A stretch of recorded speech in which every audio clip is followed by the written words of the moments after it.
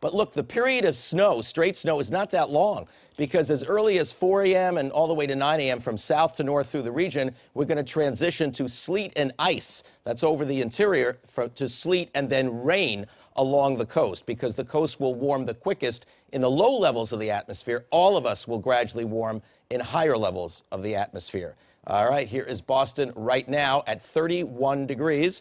For now, the air is still fairly dry, but notice the wind direction is now come around to the east-northeast. And I'm pointing that out because that direction is off the ocean. And because of all the warm weather we've had, the ocean is mild, milder than it would be at this time of the year normally. So it's 47 degrees for the ocean water temperature, which means starting in a few hours, that's going to start to slowly warm the coastline. So there will be sleet there, too, after brief snow, but then it will go to straight rain. But the farther back from the coast you go, then the cold air in the low levels tends to get locked in and is harder to dislodge. So that's why it's going to go snow, sleet, and freezing rain when you get to that 495 belt north and west. The battle is on between the real cold air trying to come south out of eastern Canada and all that warmth that's caused all the severe weather and our temperatures to reach the 60s Christmas Eve and Christmas Day. So that's still there, and in between the two, that's where we get the storm. Notice the snow that's breaking out, then this color is showing you the sleet and freezing rain, and then to the rain. So that is the progression.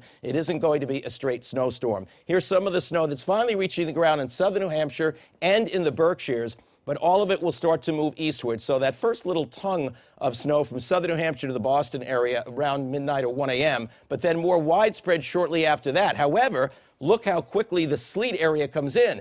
And I think there's going to be more sleet than snow during the morning commute tomorrow, but that may make roads rather slippery. So please keep that in mind. Doesn't accumulate as readily as the snow, but can make things even more slippery. Then as we get deeper into the morning commute, we're going to see the rain line begin to move from Cape Cod up toward Boston, then the North Shore, and a little bit inland north and west. So it's the first part of the day that'll have the roughest conditions. By the evening commute, precipitation is pretty much a done deal, except for a little bit of drizzle that's left over.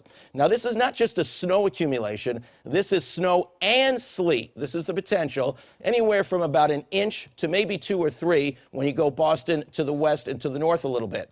Go to the south of Boston, I think it's just a coating to an inch of snow and possibly really more sleet than the snow. Get to Route 2 and points northward, minimum 2 to maximum 5, especially in southern New Hampshire, of snow and sleet, and then work your way from Concord, New Hampshire to Portland, Maine northward. Then you have a 4 to 8 inch band. The other thing to remember is tomorrow afternoon, that's when what's left of the precipitation could be freezing rain around that 495 belt and to the north and to the west. As for the ski areas to the north, they finally make out well with over 6 inches of snow. That is going to be appreciated with a somewhat colder pattern to follow. So if you want to finish up the Christmas week into New Year's with skiing, you'll be able to do that. So there you go tomorrow. The snow will already be transitioning into sleet during the morning commute, then to ice over the interior, rain along the coast.